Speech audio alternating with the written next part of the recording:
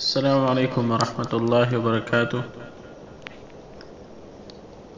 زمون د مفید الطالبین سبق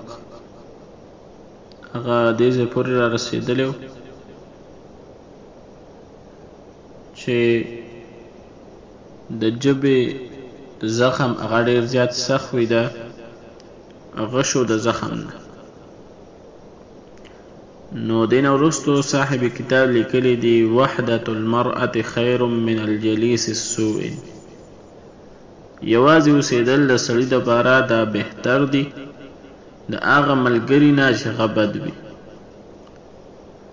یو سړی دی چې هغه بلکل یوازې اوسېږي، یک تنها اوسېږي، نو دا سړی بهتره دی دا هغه سړی نه چې د هغه یو ملګری دی، د هغه یو دوست دی خو هغه بد دوست دی.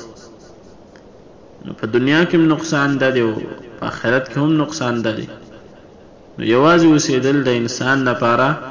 دا بهتر وي، دا ښه دي د هغه یو ځای اوسېدونه چې په هغې کې شر وي، په هغې کې فساد وي. نو دې خبرې نه دا معلومیږي چې که چېرته یو سړی یوازې اوسېږي دا دومره بده خبره نه ده، دا دونه ګرانه خبره نه ده. چې کله یو سړی د هغه ملګري بد وي نو دا ډېره ګرانه خبره ده، دا بده خبره ده. یوازې اوسېدل دا مسله نه کوي، دا ښه خبره چې یو سړی یوازې اوسېږي. بهتره خو دا ده چې یو سړی د ځان سره ښه ملګري جوړ کړي، بهتر ملګري جوړ کړي، ځکه چې په ملګرو باندې سړی پیژندل کېږي، پیژنګلو په ملګرو باندې کېږي. او هغه یو شاعر وایي د عربۍ یو شعر دی او پښتو کې مقصد دا دی ته چې د یو کس معلومات کې او د هغه اخلاق ګوري او د هغه چل چلن ګوري، نو ته د هغه په باره کې چا نه تپوس مه کوه چې دا سړی څنګه دی، بلکې د هغه د ملګرو نه د هغه د ملګرو معلومات وکړه چې دې سړي ملګري څوک دي. نو کله چې یو سړی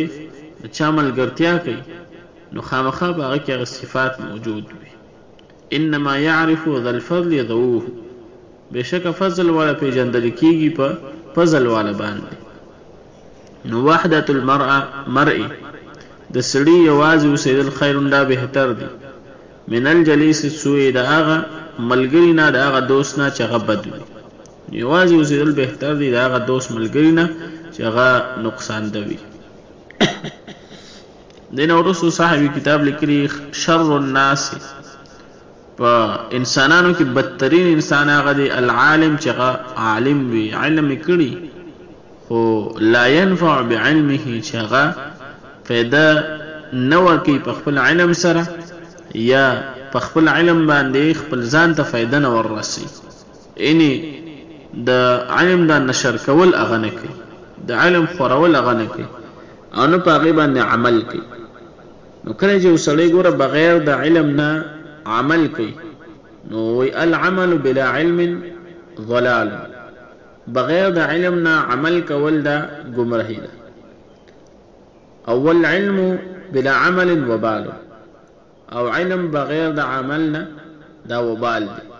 والجمع بینهما کمال، او کله چې دا دوان یو ځای شي دا یو کمال کار دی، یو کمال والا خبره ده.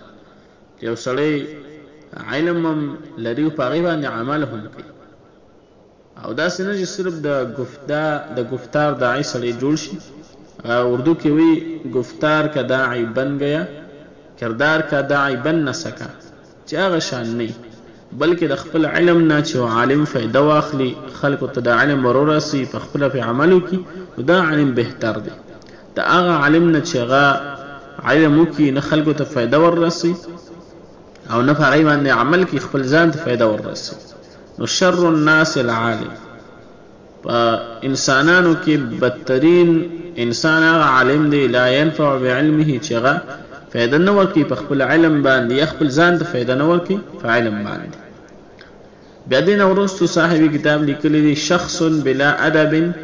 کجسد بلا روح، یو سړی دی چې ادب پکې نشته، بې ادبه دی، نو کجسد دا په شان د هغه جثې دی، په شان د هغه جسد دی، بلا روح په کوم کې چې روح نشته، روح پکې نشته، نو هغه په یو ځای باندې فروت دی، چاله فایده نه ورکوي او نه خپله فایده کولی شي. همدغه شان چې کله په انسان کې ادب نه احترام پکې نه نو دا انسان دا سویره که چې په دې کې روح نشته دی نه ځان له فایده ورکولی شي او نه بل چا له فایده ورکولی شي او د دې ډېر مثالونه دي په قرآن او حدیث کې خو یو دا چې حکیم ابن حزام رضی الله تعالی عنه راغی د الله نبي ته فرمایي چې د الله نبي ما چې کله اسلام نو قبول کړی نو مخکې ما ډېر نیک اعمال کړي او روژې مې نیسلې وې صدقات مې ورکړي او نور داسې نیک اعمال مې کړي نو آیا ما ته به د هغې اجر ملاویږي که نه ملاویږي او دې سره سره تپوس کو چې د الله نبي زما پلان کې ښه صفت او ما به ادب او احترام کو د خلکو د الله نبي ورته وفرمایل ستا د دې ښو صفتونو د وجې نه الله تا ته دین اسلام در نصیب کو نو دا خو په حدیث کې واضحه خبره ده چې د ادب د وجې نه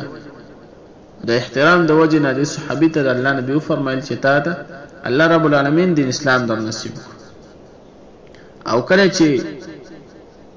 د موسی علیه السلام سره دغه ساحرانو مقابله او په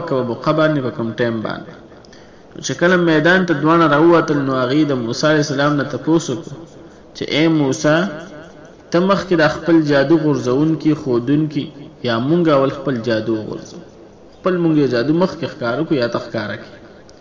نو هغې د احترام په وجه باندې د موسی علیه السلام نه تپوس وکړو نو د دې ادب او د احترام د وجې نه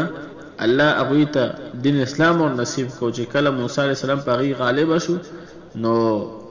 ټول په سجده باندې پرېوتل او مسلمانان شو نو شخص بلا ادب یو سړی بغیر د ادب نه که جسد بلا روح په شان د هغه سړي دی چې په هغه کې روح موجود نه دی روح پکې نشته په شان د هغه سړي دی بیا دې نه وروسته صاحب کتاب لیکلی دی یصبر على نقل الجبال لاجل المال صبر کیږي یا صبر کیدی شي د غرونو په نقل کولو باندې لاجل المال د مال د وجنه یعنی د یو ځای نه بل ځای ته غار نقل کیږي لکه کوم چې دې دور کې غرونه راتراشل کیږي د هغې د غټې ګټې دا بیا په غټو ګاډو کې وړلی شي د هغې نه ماربل جوړېږي او بیا خو هغې باندې نور کارونه کیږي نو دا صرف او صرف د پیسو لپاره کیږي نو یصبر على نقل المال على نقل الجبال صبر کیږي د غرونو په نقل کولو باندې لاجل المال د مال د وجنه نو دا خو یو عامه خبره ده خو مقصد په دې کې دا دی چې خلک د مال د حاصلولو دپاره کم کوشش کوي په کومو کارونو باندې صبر کوي نو یو دا دی چې د غرونو په نقل کول باندې هم صبر کیږي د څه لپاره چې پیسه وګټلی شي مال وګټلی شي دین وروسته صاحب کتاب لیکلی دی علم بلا عمل كحمل على جمل ډېره ښایسته خبره یې کړې ده چې علم بغیر د عمل نه علم یو سړی وکړو بیا په هغې باندې عمل نه کوي كحمل په شان د هغه بار دی على جبل چې هغه په على جمل چې هغه په اوښ باندې پروت وي په اوښ باندې بار پروت دی نو اوښ ته څه پته لګي چې په ما باندې بره کتابونه پراته دي که دا سره زر دی که سپین زر دی او که دا وي په ما باندې بل یو څیز پروت دی نو که هر یو څیز په اوښ باندې کېښودي چې هغه ته دا اندازه نه کوي چې په ما باندې څه پروت دی صرف په هغه باندې یو بوج وي نو کله چې یو سړی علم وکړي او په هغې باندې عمل نه کوي نو دې سړي ته ډېر څه یاد وي خو دې ته پته نه لګي چې ما ته څه یاد دي یا ده چې څه یاد کړي نو د هغې په خوند باندې نه پوهېږي چې ما پلان کې څه یاد کړی دی د دې په خوند به څنګه پوه شم چې کله یو سړی په خپل علم باندې عمل شروع کړي نو دا سړی بیا د علم په خوند باندې پوهېږي په مزه او په هغه خوږوالي باندې پوه شي نو علم بلا عمل علم بغیر د عمل نه که حمل په شان د بوج دی علی جمل چې هغه په اوښ باندې پروت وي